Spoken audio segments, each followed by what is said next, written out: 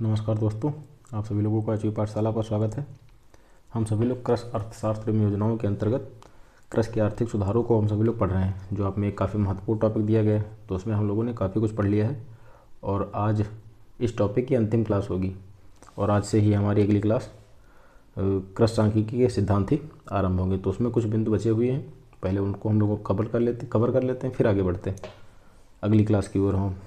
तो कृषि संबंधी आर्थिक सुधारों की अगर हम बात करें, यहाँ तक हम लोगों ने पढ़ लिया था, तो पहले थोड़ा इसका रिवीजन कर लेते हैं, फिर आगे बढ़ते हैं। अच्छा, जब ये टॉपिक हमारा पूरा कंप्लीट हो जाएगा कृषि अर्थशास्त्र एवं योजनाएं, तो इसकी जो पीडीएफ क्लासेस जो पीडीएफ हैं सभी क्लासेस की आपको टेलीग्राम पर दे दी जाएंगी। तो टेलीग्राम को आप सभी लोग ज्वाइन कर लीजिए। अच्छा, टेलीग्राम की लिंक आप यूट्यूब जब देखेंगे तो ऊपर जहाँ पर यूट्यूब का डिस्क्रिप्शन वगैरह दिया होता है वहीं पर दी गई है दोस्तों, वहाँ से जाकर के आप सभी लोग सीधे तौर पर सब वहीं से जाकर के ज्वाइन कर लीजिए। तो खैर आइए हम सभी लोग अपने लेक्चर की ओर बढ़ते हैं। पहले थोड़ा रिवीजन करते हैं। तो भूदान आंदोलन क्या है? तो भूदान आंदोलन किसके द्वारा आरंभ किया गया था? बहुत ही प्रसिद्ध क्वेश्चन है। प्रसिद्ध का तात्पर्य काफ़ी बार विभिन्न प्रकार के एग्जाम्स में पूछा गया। तो आचार्य विनोबा भावे जी के द्वारा चालू किया गया था अप्रैल 1951 में। कहाँ से? तो तेलंगाना क्षेत्र के जो तत्कालीन आंध्र प्रदेश के पोचमपल्ली गांव से, वहाँ से भूदान आंदोलन की आरंभ करा गया था। और इसकी शुरुआत कब हुई थी? तो अप्रैल 1951 में इसकी शुरुआत हुई थी। भूदान आंदोलन का संबंध कुछ ऐच्छिक सुधार कार्यक्रमों से था दोस्तों। आरंभिक तौर पर तो इसे काफ़ी सफलता मिली थी, किंतु गौर करने वाली बात यह है कि जिस भूमि को लोगों के द्वारा दान किया गया था वह या तो फिर किसी न किसी प्रकार के विवादों में फंसी हुई थी, या फिर क्या थी, उसे वह बंजर, अनुपजाऊ या कह सकते हैं खेती योग्य भूमि नहीं थी। ग्रामदान आंदोलन, आगे चल करके जो भूदान आंदोलन है उसने ग्रामदान आंदोलन का रूप ले लिया। तो कुछ सोर्सों में आपको 1952 मिलेगा, कहीं कहीं पर आपको 1956 में मिलेगा। तो दोनों आपको याद रखने। खैर 1956 के आसपास भू आंदोलन ने एक नया रूप ले लिया जिसे ग्रामदान कहा गया। ग्रामदान आंदोलन की शुरुआत कहाँ से हुई थी?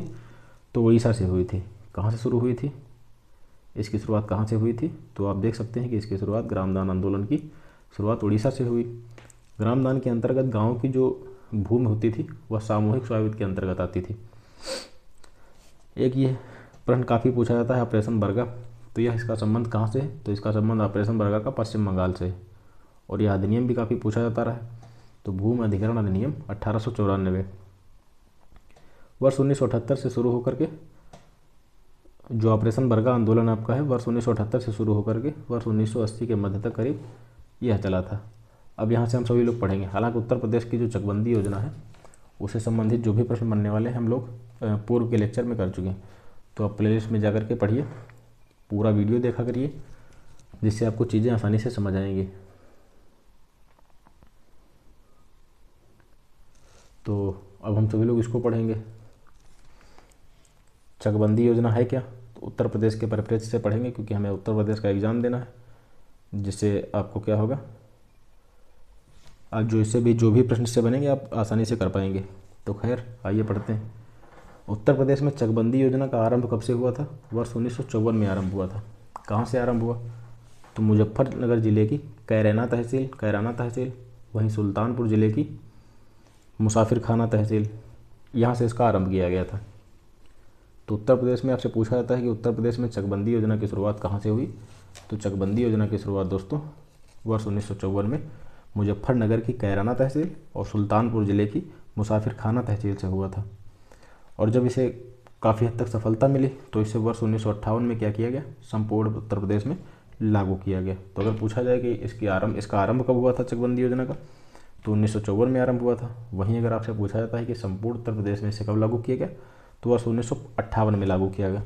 अगर आपसे स्थान पूछे जाते हैं कि आरंभिक तौर पर इसे किन स्थानों पर लागू किया गया था, तो मुजफ्फरनगर ज़िले की कैराना तहसील और मुजफ्फरनगर ज़िले की कैराना तहसील के साथ साथ सुल्तानपुर ज़िले की मुसाफिरखाना तहसील से भी इसका आरंभ हुआ था। और जब अपेक्षित परिणाम वहाँ से हासिल हुए तब इसे आगे संपूर्ण उत्तर प्रदेश में लागू किया गया। चकबंदी योजना के संचालन हेतु चकबंदी आयुक्त के अधीन चकबंदी विभाग का गठन किया गया था। चकबंदी विभाग राजस्व विभाग के अंतर्गत आता है। अगर इन सबसे ऊपर जो हमने पढ़ा, इन सबसे इतर आपसे अगर प्रश्न पूछे जाते हैं कि चकबंदी विभाग किसके अंतर्गत आता है, तो राजस्व विभाग के अंतर्गत आता है। ठीक है। पश्चिम बंगाल और असम में चकबंदी की प्रक्रिया को कार्यान्वित नहीं किया गया। यह बिंदु याद रखने वाला है कि पश्चिम बंगाल, कहाँ की बात की जा रही है, तो पश्चिम बंगाल और असम में चकबंदी की क्रिया को दोस्तों कार्यान्वित नहीं किया गया, जबकि बिहार, जम्मू कश्मीर में इन्हें स्थगित कर दिया गया। तो पश्चिम बंगाल और असम में चकबंदी के जो संबंधित जो कानून है या जो प्रक्रिया है उसे क्रियान्वित नहीं किया गया, और जो कि बिहार तथा जम्मू कश्मीर तो इन्हें स्थगित कर दिया गया। उन्हें जो भी उनकी कुछ उचित प्रक्रिया रही उसका पालन न कर पाने की वजह से कुछ उन्हें वहाँ पर बिहार तथा जम्मू कश्मीर जैसे राज्यों में इन्हें जो चकबंदी की योजनाएं हैं दोस्तों उन्हें स्थगित कर दिया गया। अब आइए कुछ महत्वपूर्ण प्रश्नों पर नजर डालते हैं। राष्ट्रीय भूमि रिकॉर्ड आधुनिकीकरण कार्यक्रम की शुरुआत कब हुई? तो अगर आपसे पूछा जाए कि राष्ट्रीय भूमि रिकॉर्ड आधुनिकीकरण कार्यक्रम की शुरुआत कब हुई, तो आप क्या टिक करेंगे? वर्ष 2008 में इसकी शुरुआत हुई थी। कब शुरुआत हुई थी राष्ट्रीय भूमि रिकॉर्ड आधुनिकीकरण की शुरुआत अगर पूछा जाए तो आपसे 2008 में इसकी शुरुआत हुई थी। इसे डिजिटल इंडिया भूमि रिकॉर्ड आधुनिकीकरण कार्यक्रम के नाम से भी जाना जाता है। इसे अगर हम किसी एक अन्य नाम की बात करें, किस अतिरिक्त नाम से जाना जाता है, तो डिजिटल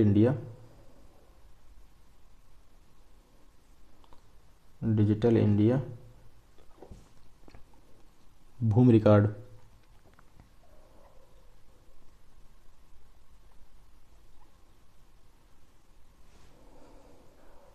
आधुनिकीकरण कार्यक्रम।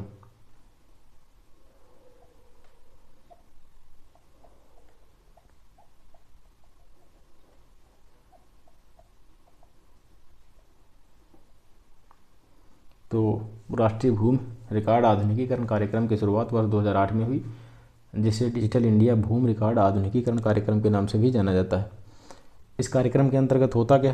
तो इस कार्यक्रम के अंतर्गत भूमि जो रिकॉर्ड हैं उन्हें डिजिटल बनाना या फिर उन्हें आधुनिकीकरण करना, इसका एक प्रमुख उद्देश्य था। ठीक है, जो भूमि अभिलेख होते थे दोस्तों उसमें इनका कंप्यूटरीकरण किया जाता था, ताकि उनकी जो समय समय के साथ साथ जब भी आवश्यकता हो तो उनकी छानबीन करने में काफ़ी कुछ जटिलताओं का सामना न करना पड़े। अगला हमारा प्रश्न क्या है? अगला हमारा प्रश्न है कि राष्ट्रीय भूमि रिकॉर्ड आधुनिकीकरण कार्यक्रम का उद्देश्य क्या है? तो इस कार्यक्रम का उद्देश्य 12वीं योजना के अंत तक जमीन के रिकॉर्डों का नवीनीकरण और डिजिटलीकरण करना। अभी मैंने आपको बताया कि इसका उद्देश्य क्या है। तो इसका उद्देश्य दोस्तों भूमि रिकॉर्ड को डिजिटल बनाने और उनको आधुनिकीकरण किया जाना चाहिए, ताकि समय की, जैसे आप देख रहे हैं चीज़ें समय के साथ साथ परिवर्तित हो रही हैं, प्रत्येक चीज़ डिजिटलाइज हो रही है। अगर कुछ आंकड़ों की ज़रूरत हो या किसी चीज़ को देखना हो तो रजिस्टर न खंगालने पड़े। किसी एक जिला विशेष या किसी एक स्थान विशेष के आंकड़े कंप्यूटराइज्ड होने चाहिए। तो इसका प्रमुख उद्देश्य था कि 12वीं योजना के अंत तक ज़मीन के रिकॉर्डों को क्या किया जाना चाहिए, उनका डिजिटलीकरण कर दिया जाना चाहिए, और अगर उनमें कोई खामियां हैं तो उनका नवीनीकरण किया जाना चाहिए। अगला हमारा प्रश्न क्या है कि भूमि अधिग्रहण विधेयक भारत सरकार ने कब पास किया? जो भूमि अधिग्रहण विधेयक है दोस्तों उसको भारत सरकार के द्वारा कब पास किया गया? तो भूमि अधिग्रहण विधेयक को 26 सितंबर 2013 को दोस्तों पास किया गया था। कब पास किया गया था? तो 26 दिसंबर 2013 को, 26 सितंबर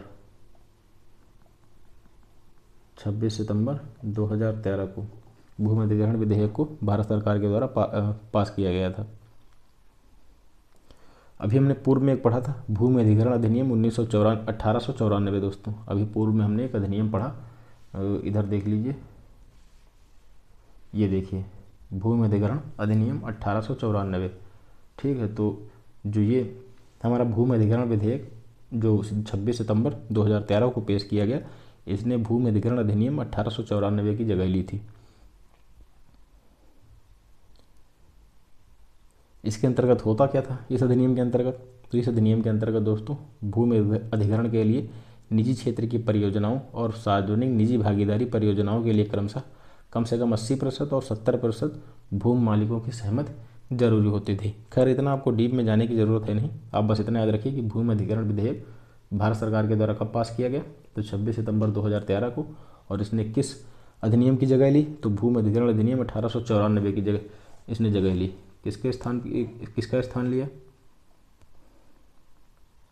किसके स्थान पर आया? भूमि अधिग्रहण अधिनियम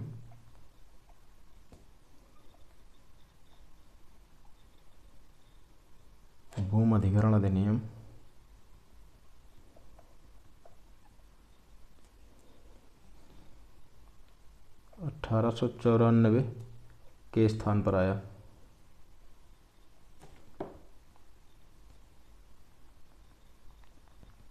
उम्मीद है आप समझ गए होंगे। आगे बढ़ते हैं।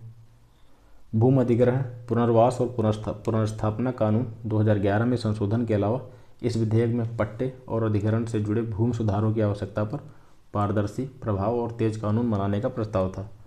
अच्छा, वर्ष 2015 में इसी से जुड़ी हुई चीज़ें हैं दोस्तों। वर्ष 2015 में नई केंद्र सरकार ने एक नया भूमि विधेयक भूमि अधिग्रहण, पुनर्वास और पुनर्स्थापना में पारदर्शिता और न्याय संहिता क्षतिपूर्ति का अधिकार कानून 2015 को प्रस्ताव पारित किया, जिसका लक्ष्य 2013 के भूमि कानूनों की कमियों को दूर करना था।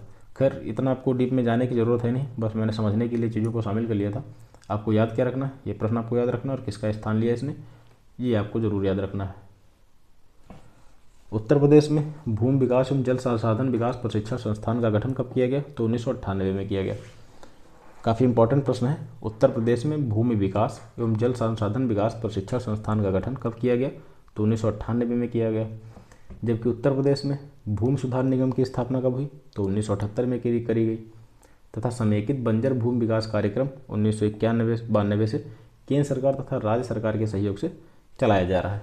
तो इसमें कई आपके अधिनियम इसमें शामिल किए गए, इनको आपको याद रखना है, कन्फ्यूज नहीं होना है। बस बारी बारी से इसको थोड़ा ध्यान दे करके आपको पढ़ना होगा, जिससे आप कन्फ्यूज नहीं होंगे।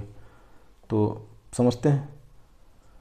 जल संसाधन एवं विकास प्रशिक्षण संस्थान 1998 में पारित किया गया। भूमि सुधार निगम की स्थापना कब हुई? 1978 में हुई।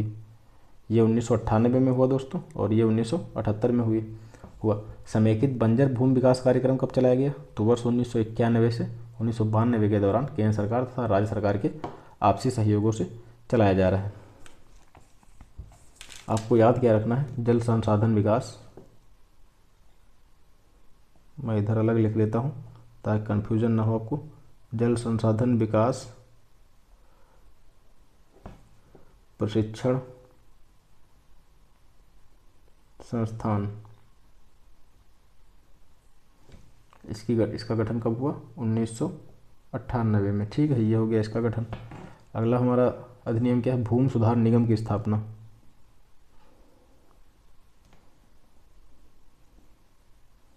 भूमि सुधार निगम यह कब स्थापित हुआ? 1978 में हुआ। और समेकित बंजर भूमि विकास कार्यक्रम,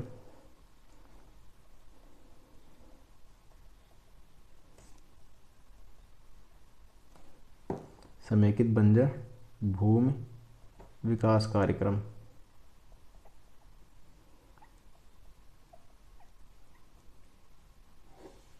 1991-92 में। ये हो गया। ये कुछ महत्वपूर्ण तथ्य हैं जिनको आपको याद रखना है। अगला हमारा प्रश्न क्या है कि कृषि विभाग की स्थापना किस वर्ष की गई थी? जो कृषि विभाग है इसकी स्थापना कब करी गई थी? तो कृषि विभाग की स्थापना दोस्तों कब हुई थी? 1875 में हुई थी। प्रारंभ में कृषि विभाग का कार्य क्या था? तो कृषि संबंधी आंकड़ों के संकलन तथा आदर्श प्रक्षेत्रों की स्थापना तक ही यह सीमित था। प्रारंभिक तौर पर जो कृषि विभाग था या कृषि संबंधी जो आंकड़े थे उनका संकलन करता था और आदर्श कुछ प्रक्षेत्रों की स्थापना करने का कार्य करता था। कृषि विभाग को भू अभिलेख विभाग से कब जोड़ दिया गया? 1880 में जोड़ दिया गया। तो जो पहली बात क्या आपको याद रखनी है कि कृषि विभाग की स्थापना कब हुई थी? 1875 में हुई। और जब इसे जोड़ने की बात आए भू अभिलेख विभाग से तो इसे 1880 में जोड़ा गया। कृषि विभाग को अगर प्लस कर दिया जाए किस विभाग से? भू अभिलेख विभाग से। भू अभिलेख विभाग से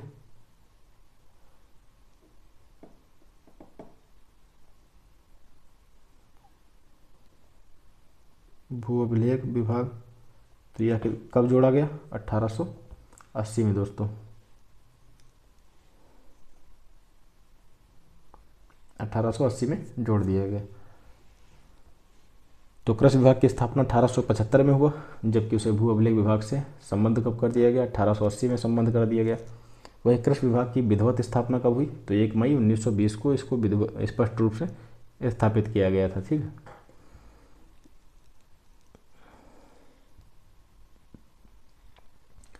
गवर्नमेंट ऑफ इंडिया एक्ट 1919 के पारित होने के उपरांत कृषि क्षेत्र राज्य सरकार के अधीन एक स्वतंत्र विभाग बनाया गया, जो कि 1 मई 1920 को कृषि विभाग की विधिवत स्थापना हुई थी। तो उत्तर प्रदेश सरकार में कृषि विभाग की स्थापना कब हुई, 1 मई 1920 को हुई। यह विभाग दोस्तों गवर्नमेंट ऑफ इंडिया एक्ट, अगर आप लोगों ने इतिहास या पॉलिटी वगैरह पढ़ा होगा तो उसमें गवर्नमेंट ऑफ इंडिया एक्ट 1919 के बाद इसकी स्थापना हुई थी। अगला हमारा प्रश्न क्या है, इस प्रश्न को पढ़ने से पहले आप एक चीज़ और याद रखिए। एक बार यह प्रश्न दोस्तों मध्य प्रदेश का जो पटवारी एग्जाम हुआ था उसमें आया हुआ था कि किस वर्ष केंद्रीय कृषि मंत्रालय का नाम बदल करके कृषि और किसान कल्याण मंत्रालय कर दिया गया। आपके विकल्प थे 2013, 2014, 2015 और 2016। तो इसका सही जवाब क्या था, 2015 दोस्तों इसका सही जवाब था। 2015 में केंद्रीय कृषि मंत्रालय का नाम बदल करके कृषि और किसान कल्याण मंत्रालय कर दिया गया था। और जून 1871 में भारत में राजस्व, कृषि और वाणिज्य विभाग की स्थापना हुई थी। किस विभाग की स्थापना हुई थी,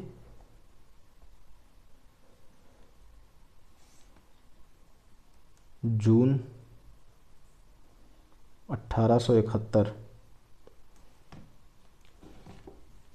इसमें कब, इसमें क्या हुआ था, तो भारत में दोस्तों राजस्व, कृषि और वाणिज्य विभाग की स्थापना हुई थी।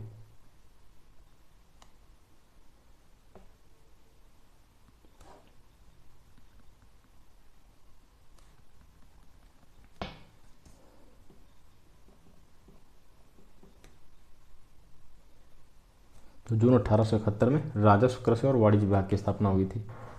कृषि उपज के तत्कालीन क्रियाकलापों में क्या शामिल था, जो कृषि उपज थी उसके तत्कालीन क्रियाकलापों में क्या शामिल था, उपज पालन, भूमि संरक्षण, गन्ना उत्पादन, उपज पालन, भूमि संरक्षण, गन्ना उत्पादन, उद्यानों, कोलोनाइजेशन संबंधी गतिविधियों का इसमें समावेश किया गया था। अगला हमारा प्रश्न क्या है कि जो कोलोनाइजेशन योजना है यह कब समाप्त हुई थी दोस्तों, वर्ष 1964 में। उत्तर प्रदेश में गन्ना विकास विभाग की स्थापना साल 1935 में हुई थी। अगर आपसे पूछा जाता है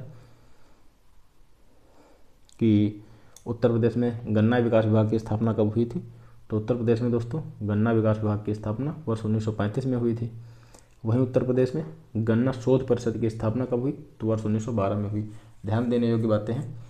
अगर आपसे यह पूछ लिया जाए कि उत्तर प्रदेश में गन्ना विकास विभाग की स्थापना कब हुई, विभाग की अगर बात की जाए तो 1935 में हुई थी। अगर आपसे पूछा जाता है कि गन्ना शोध परिषद की स्थापना कब हुई थी, तो वर्ष 1912 में दोस्तों हुई थी।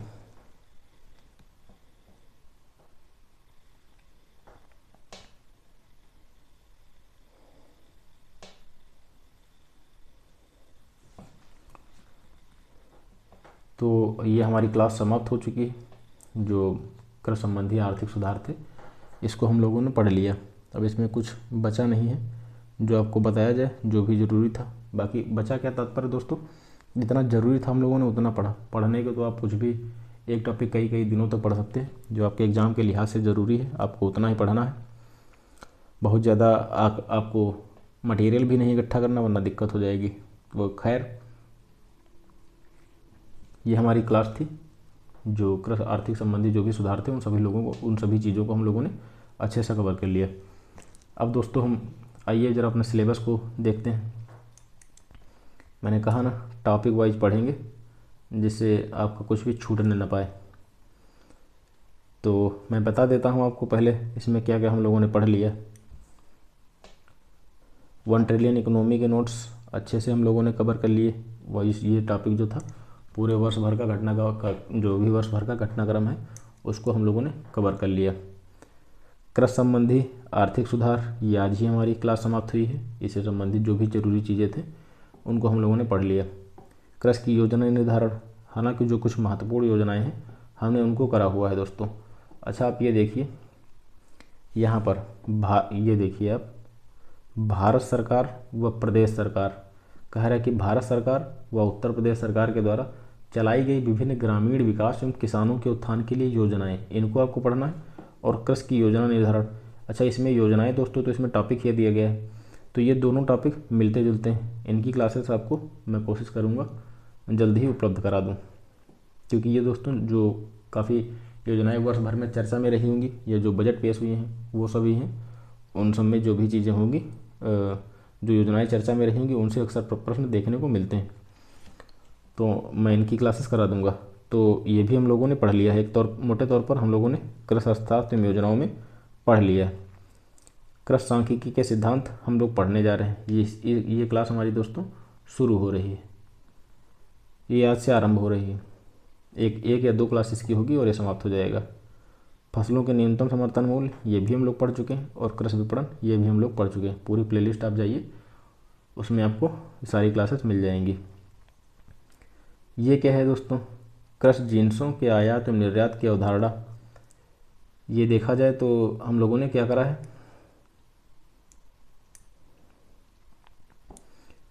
अभी इसको खैर पढ़ा नहीं है। इसमें दोस्तों जो हालिया आंकड़े हैं कि भारत का आयात कितना है, भारत का निर्यात कितना है एग्रीकल्चर सेक्टर में, या इसका योगदान कितना, ये सभी चीज़ें इसमें शामिल हैं। तो इसको भी हम लोग पढ़ लेंगे। और क्या बचा हमारा, कृषि अर्थशास्त्र के सिद्धांत एवं उपयोगिता क्या है, तो इसकी भी कुछ जो ज़रूरी परिभाषाएं होंगी मैं आपको वो बता दूंगा बस। तो ये हमारा टॉपिक समाप्त हो जाएगा कुछ दिनों में।